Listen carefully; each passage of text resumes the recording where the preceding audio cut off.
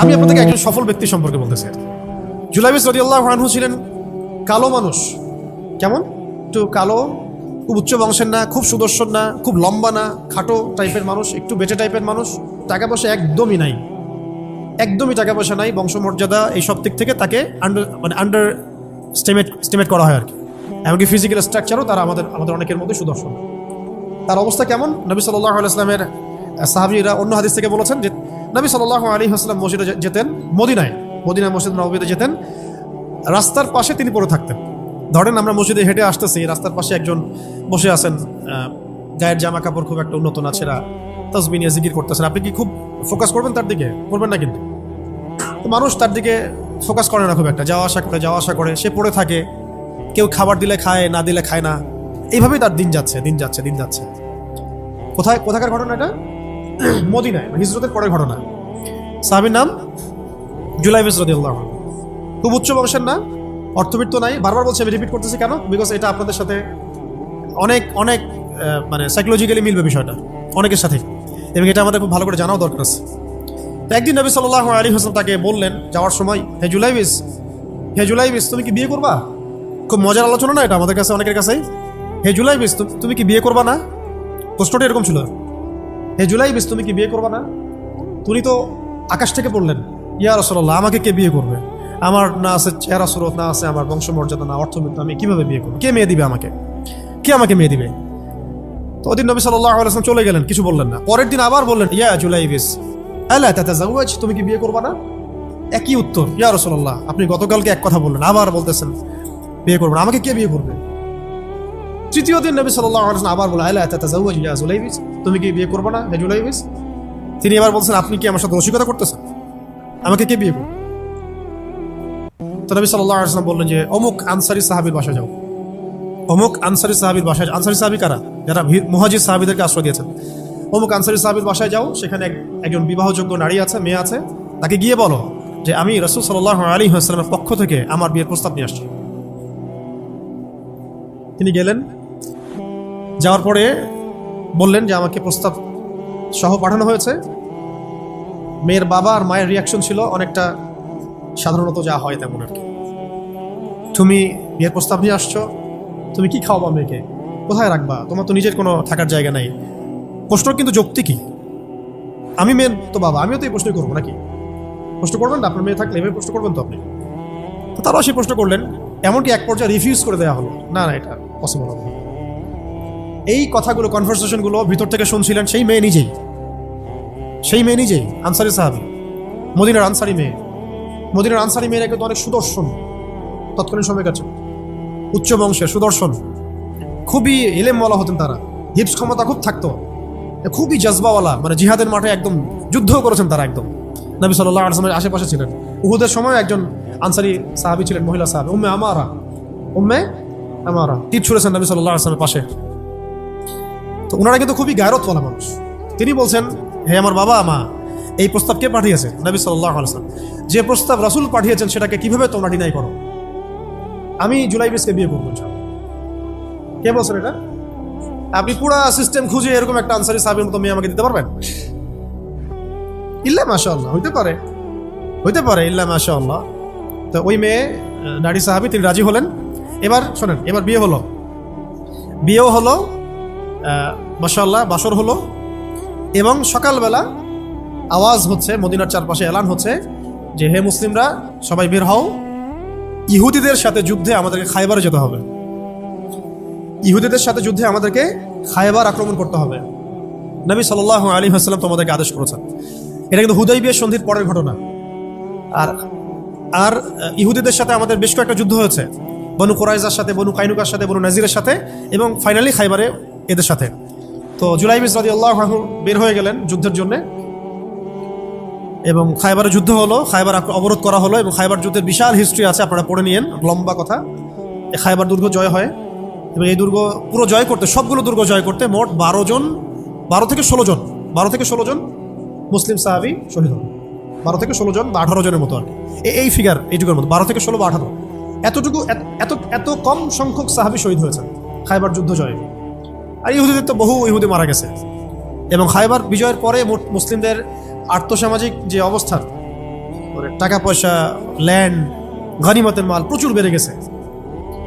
এখন নবী করিম সাল্লাল্লাহু আলাইহি ওয়াসাল্লাম শহীদদের লাশ তালাশ করছেন, কোথায় কোথায় শহীদরা আছে, তাদের মানে কবরস্থ করার প্রসেসিং হবে। উহুদ যুদ্ধেও তো হয়েছে না, ওই রকমই প্রত্যেকটা যুদ্ধেই তো এটা হতো।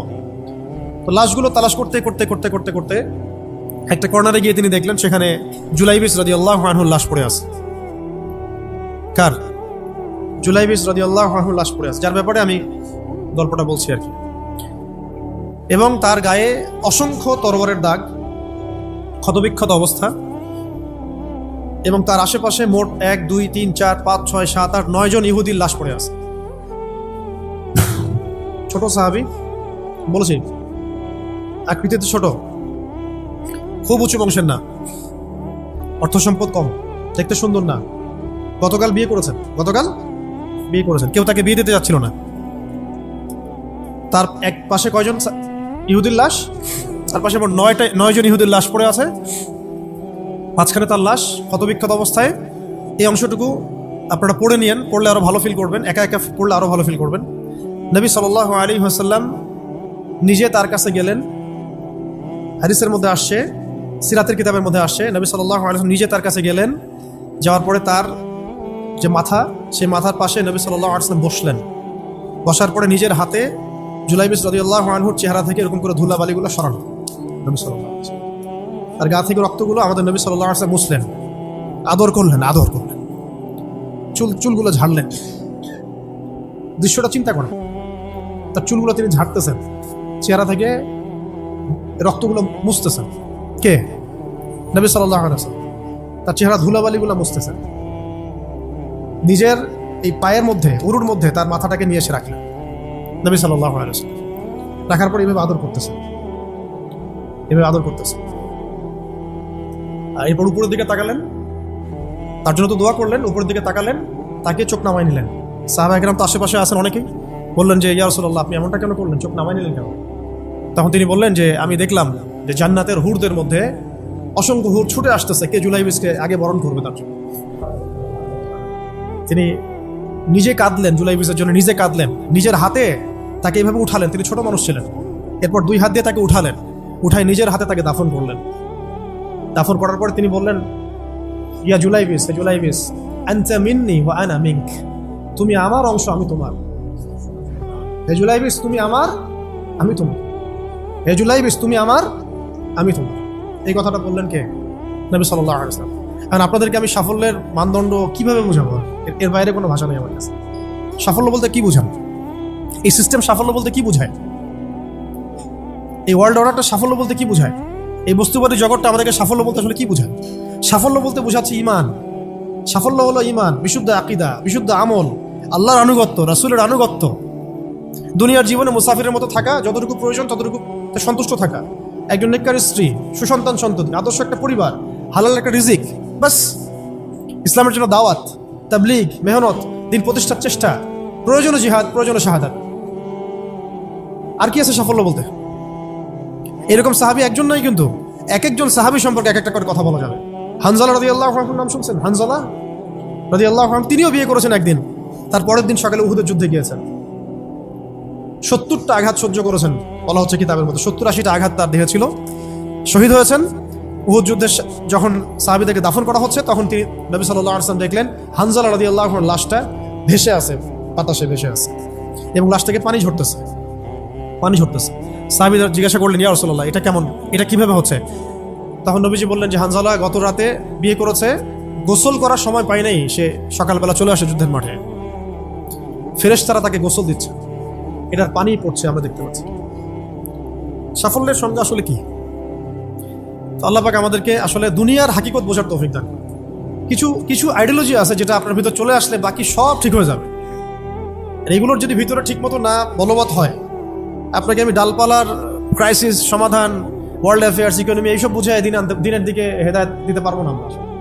কিছু বিষয় ভিতর থেকে আসতে হবে, যে আগে আপনাকে হাকিকত বুঝতে হবে, আসলেই দুনিয়া কি, আখেরাত কি, গন্তব্য কোথায়, কোত্থেকে আসছি, কোথায় যাব, কোত্থেকে আসছি আমরা, যাব কোথায়, কোত্থেকে আসছি, যাব কোথায়, মাঝখানের সময় আমার কাজ কি, কে আমার নবী, কি আমার দিন, আমার দিনের মৌলিক বিষয়গুলো কি, দিনের ইলম কি, আমল সালেহ কি, দিন প্রতিষ্ঠার মেহনত কাকে বলে, কি কি করলে আল্লাহ পাক আমাকে কালকে আমাদের মাঠে নবীদের, শহীদদের, সিদ্দিকদের সাথে হাসর করাবেন।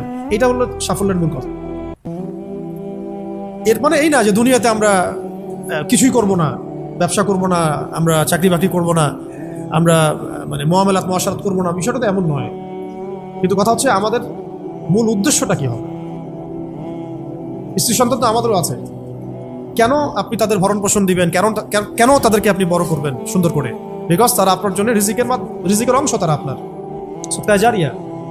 তাদের উপর আপনার হক আছে, আমার উপর তাদের হক আছে। যার যার হক আমি কেন আদায় করবো? আল্লাহর সন্তুষ্টির জন্য, আল্লাহর সন্তুষ্টি অর্জনের জন্য সব কাজ করা, রাসূলের তরিকায় সব কাজ করা এবং হালাল খেয়ে কাজ করা, এগুলো আমাদের সবাইকে যত দ্রুত সম্ভব এগুলো ঠিক করে ফেলতে হবে। অলরেডি আমরা 15 বছর নষ্ট করে ফেলছি। এখন থেকে যদি স্টার্ট করে আপনি আরো 10 বছর পড়াশোনা করেন এবং দিনের জন্য কাজ করতে থাকেন, 10 বছর পরে আপনি নিজেই ফিল করবেন যে যদি কাশ আমি আরো 10 বছর আগে থেকে শুরু করতাম। প্রত্যেক সেই ব্যক্তি যে স্টার্ট করেছে, হেদায়েত পেয়েছে, সে ফিল করেছে যে কাশ এই কাজটা আমি আরো 10 বছর আগে করতাম। কারণ কিয়ামতের মাঠে কেউ যদি 70 জন নবীর সমানও নেকি নিয়ে উঠে, সেও মনে করবে ওই দিন আমার কোনো নেকিই নাই, আমি কিছুই করি নাই। দিনটি এতটাই ভয়াবহ হবে, ওটা নিয়ে আমরা ইনশাল্লাহ পরে একদিন কথা বলব। এখন আজকে লাস্ট অংশে যে আজকের জন্য যতটুকু ওটা বলছি যে আল্লাহ রাব্বুল আলামিন আমাদেরকে মানে একেবারে তো 1000 বছর হায়াত দিয়ে পাঠান নাই দুনিয়াতে। এই কারণে এই উম্মতের উপরে আল্লাহ রাব্বুল আলামিনের অনেক বড় রহমত আছে, দয়া আছে। কিছু কিছু অকেশন আল্লাহ পাক দিয়ে আমরা খুব সহজেই বেশি নেকি হাসিল করতে পারি। তার মধ্যে যেমন রমজান মাস, লাইলাতুল কদর ইত্যাদি। ঠিক এরকমই রমাদান মাসের পরে সবচেয়ে মর্যাদাপূর্ণ যে মাসটা আল্লাহ রাব্বুল আলামিন আমাদেরকে দিয়েছেন সেটা হলো এই মুহররম। এই মুহররম যেটা আমরা এখন অতিবাহিত করছি, এই মাসটাকে আল্লাহ পাক বলেছেন যে এটা হচ্ছে আল্লাহর মাস। এটা কার মাস? তার বাকি মাসগুলো কি আল্লাহর নয়? অবশ্যই। এটা বোঝানো হচ্ছে এটা আল্লাহ পাকের কাছে অনেক বেশি মর্যাদা মণ্ডিত, সম্মানিত। রক্তিম আকাশ থাকে দেখবেন এই মাসের মধ্যে, রক্তিম আকাশ থাকে। গধূলিটা অনেক রক্তিম হয়। তো এগুলোর আধ্যাত্মিক ইন্টারপ্রিটেশন আমি যাচ্ছি না, কারণ আমাদের এই ওয়ার্ল্ড আধ্যাত্মিক বিষয় অতটা বুঝে না। এখন মূল কথাটা হচ্ছে এই মাসটা আল্লাহর মাস। নবী সাল্লাল্লাহু আলাইহি ওয়াসাল্লাম বলছেন এই মাসে একটা দিন আছে। প্রত্যেকটা হাদিস এবং আয়াতগুলো এখানে কোট করা আছে, পরে কেউ চাইলে আমার কাছে আমি পিডিএফ দিতে পারবো। সময় শর্ট, আমি কিন্তু শর্ট করে বলছি।